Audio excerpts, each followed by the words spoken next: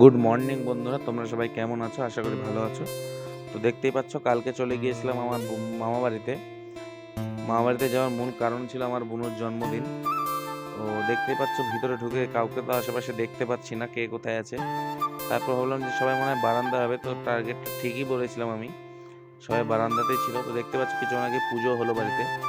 তো আমার বোনকে দেখতেই পাচ্ছ, এরই আজকে বার্থডে। দেখতে পাচ্ছ দৌড়ে হট করে কোথায় চলে গেল কি দেখতে। ওখানে দিদা বসে লঙ্কা বাচ্ছে।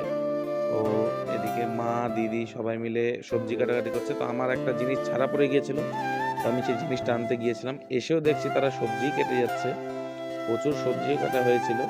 এখানে আমি আর আমার দিদি দুজন মিলে ঘরটাকে সাজালাম একটু ছোট্ট আর কি, আমার বোনের জন্য আর কি, যেটুকু তাকে সারপ্রাইজ দেওয়া যায়। সারপ্রাইজ তো কিছু না, সে যদিও দেখেও নিয়েছিল সবকিছু।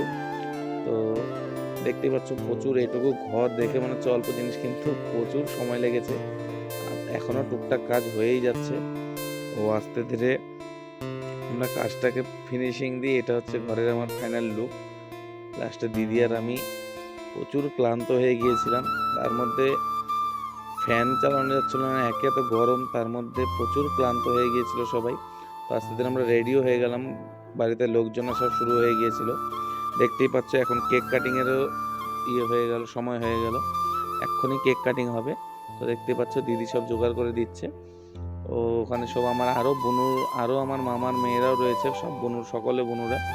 হ্যাঁ, এখানে আমার দিদিও রয়েছে। দিদি আর আমি সাইডে বসে একটু হাসি মজা করছিলাম। সে অনেক ইয়ার্কি মারছে আমার সাথে, সে নাকি শঙ্করপুর প্রতিযোগিতায় ফার্স্ট হবে। এখানে আমার মা আমার বোনুকে আশীর্বাদ করে নিচ্ছে। তোমরা সকলে আশীর্বাদ করবে যাতে আমার বোনু অনেক বড় হয়। ও এখানে লাস্টে সবাই নাচানাচি করে। তো আজকে ভিডিওটি এই পর্যন্তই। ভালো লাগলে লাইক শেয়ার সাবস্ক্রাইব করে দেবে। টাটা।